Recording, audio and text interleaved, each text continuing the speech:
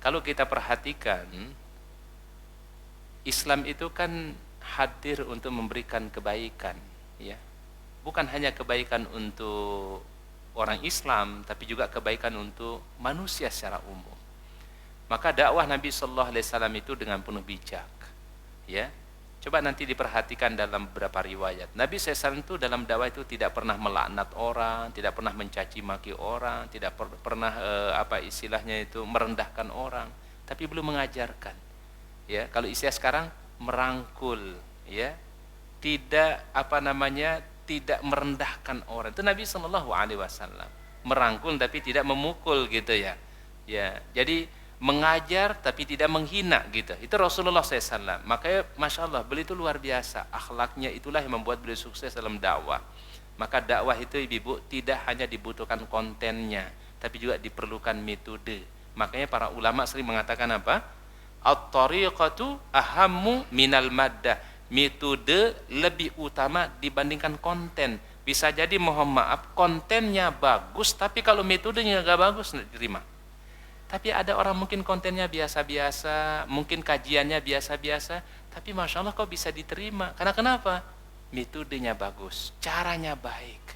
Ya, coba gini Ibu, ada orang ngaji misalnya, dia baru pertama datang ngaji, mungkin pakaiannya mungkin belum sempurna, hijabnya mungkin belum sempurna. Apakah kita langsung celak dia? Kan enggak.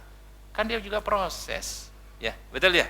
Maka mohon maaf, para ulama kita terdahulu itu sangat berhati-hati dengan kalimat ahlul bid'ah. Ya. Karena kenapa? Karena kalau kita mengklaim orang lain ahlul bid'ah, di luar kelompok kita ahlul bid'ah, maka berarti dia sesat dan sesat di api neraka. Itu kalau kita labelkan orang ahlul bid'ah. Makanya mohon maaf kepada saudara kita ahlus sunnah wal jamaah, jangan mudah melabelkan dengan kalimat ahlul bid'ah. Kenapa? Konsekuensinya berat, konsekuensinya besar.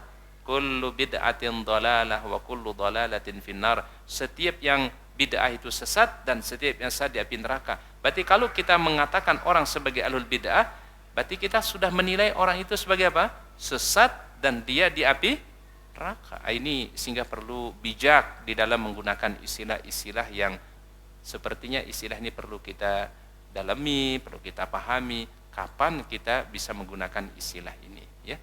Kalau hanya perbedaan fikih lalu kita bilang ahlul bid'ah, saya kira ini terlalu terlalu salah kita menggunakan kalimat ini. Apalagi di luar kelompok kita lalu kita mudah mengatakan ahlul bid'ah, ini mohon maaf.